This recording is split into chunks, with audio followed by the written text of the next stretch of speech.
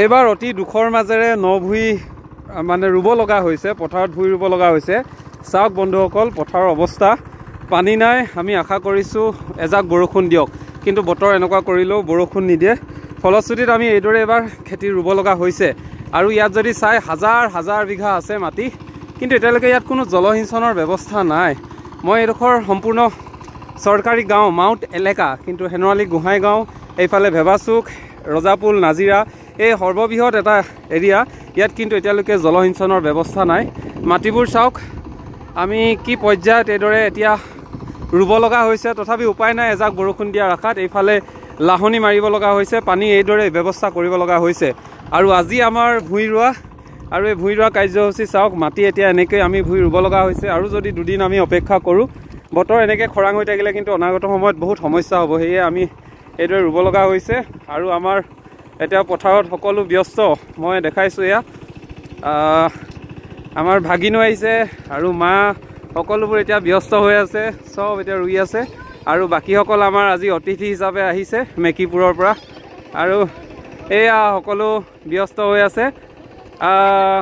আৰু এটা কথা, যিহেতু পানী নাই, এয়া আমাৰ ভাগিনো আহিছে ৰুবলৈ। আপোনালোকক দেখাবলৈ চেষ্টা কৰিলোঁ, কিন্তু এইবাৰ খেতিয়কসকল সুখী নহয়, সকলোৰে মন বেয়া। এইটো কাৰণে, কাৰণ পথাৰত পানী নাই। পৰ্যাপ্ত পৰিমাণৰ যিখিনি পানী আছিলে, সেই পানী শুকাই গৈছে, আৰু যিখিনি লাগে তাৰ বাবে এতিয়া চিন্তাৰ কাৰণ হৈ পৰিছে। চাওক, লাহনীয়ে এতিয়া পানী সিঁচিব লগা হৈছে। এনেকুৱা এটা অৱস্থালৈ ৰূপান্তৰিত হৈছে। তথাপিও কিন্তু আমাৰ এই অঞ্চলটোত জলসিঞ্চনৰ ব্যৱস্থা আজি পৰ্যায়লৈকে হোৱা নাই। জলসিঞ্চনৰ ব্যৱস্থা কৰিবলৈও কিন্তু কোনো ব্যৱস্থা গ্ৰহণ কৰা নাই। জলসিঞ্চন বিভাগেও হয়তো এইবোৰ চাব লাগে, খবৰ কৰিব লাগে। তেওঁলোকক যে আমি এপ্লিকেশ্যন কৰিলে আমাৰ সমস্যাৰ বিষয়ে ক'লেহে যে তেওঁলোকে গুৰুত্ব দিব, এইটো নহয়। তেওঁলোকে আগতেও খবৰ কৰিব পাৰে, ছাৰ্ভে কৰিব পাৰে, ক'ত কৃষকসকলৰ সমস্যা হৈছে। বিগত 4টা বছৰ ধৰি আমাৰ ইয়াত বেছি হ'ব ধৰিছে। আৰু এয়া এতিয়া আমাৰ ৰুই থকা হৈছে।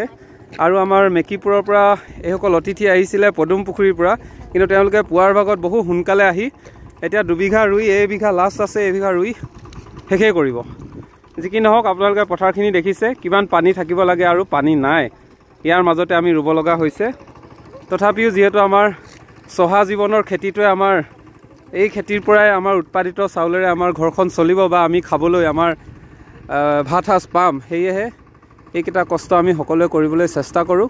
যি কেইটোবা আছে মাটি আমি কৰিবলৈ চেষ্টা কৰোঁ। তাৰ মাজতে এতিয়া কৃষকে যথেষ্ট প্ৰত্যাহ্বানৰ সন্মুখীন হ'ব লগা হৈছে, কাৰণ পথাৰত পানী নাই। আৰু আমাৰ আজি নভুই আপোনালোকক দেখাবলৈ চেষ্টা কৰিলোঁ। আৰু আপোনালোকৰো পথাৰত পানীৰ সমস্যা হৈছে নেকি, বা আপোনালোকৰো নভুই হৈ গ'ল নেকি, জনাব বুলি আশা কৰিলোঁ।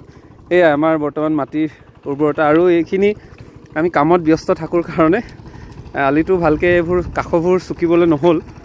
তথাপিও কিন্তু আমি কৰিছোঁ আৰু যিমানখিনি পাৰোঁ। আৰু আমাৰ নভুই দেখাবলৈ চেষ্টা কৰিলোঁ। আৰু আপোনালোকৰো যদি হৈছে কমেণ্ট যোগে জনাব বুলি আশা কৰিলোঁ। ধন্যবাদ।